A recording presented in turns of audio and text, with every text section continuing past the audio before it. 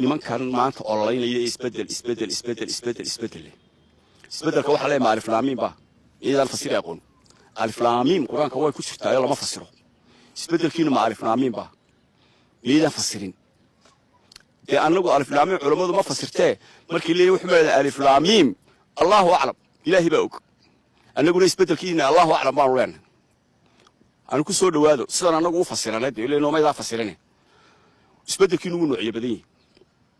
noocyo waa intii xilka soo martay aynu ognahay ka hodmay shalayna markaan xilka haynayno ognahay maantana aynu arkayno de Muuse waa nin adagu handaraab baa loo bixiyay nin bahalku bilaa handaraab yahay noogu dhiibo waa Cabdiraxmaan aan iska goranay isbeddel horta kaasaan ugu qaatay adana qaldanayn idinka ay saxiix isbeddel waxaan u qaatay hawadii xamar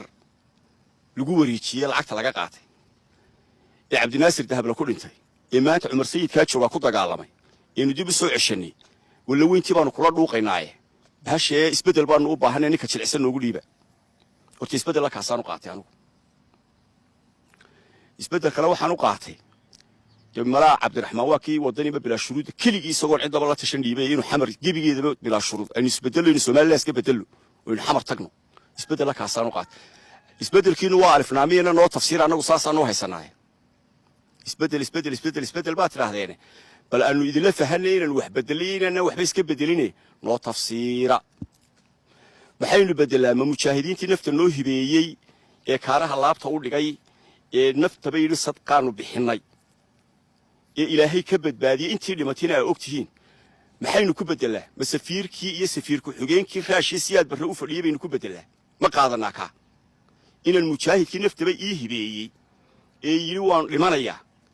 ku beddelo safiirkii siyaad barre ruushka u fadhiyay safiirku xigeenkii labada xisbiga wadani maanta isaga hooseeya waa safiirkii iyo safiirku xigeenkii ninka maanta cirra ku xigeenka uu safiir buuha ninka maanta cirrana safiirku xigeen buuha way sir weydaarteenuun waa shaarkii siyaad barre esanam looba baahna ee dhagahaynu ka maqlay isbeddelku waa kaa dee shacbigu haddii yeelayaan mujaahidiintan waanu iska beddelanaa faqash baanu u baahanay iyaga u taala codka way haystaan kaararkina way haystaan waxba yaan duri lagu soo dhuumanin reeraysan waxba yaan xanuun la isugu soo dhuumanin waxba yaan gidaar la isugu soo gabanin waxba yaan dadka la xoqxoqinoo nabarrad dadka la kaakicinin musabixi waxaan leeyahay waad salaaman tahay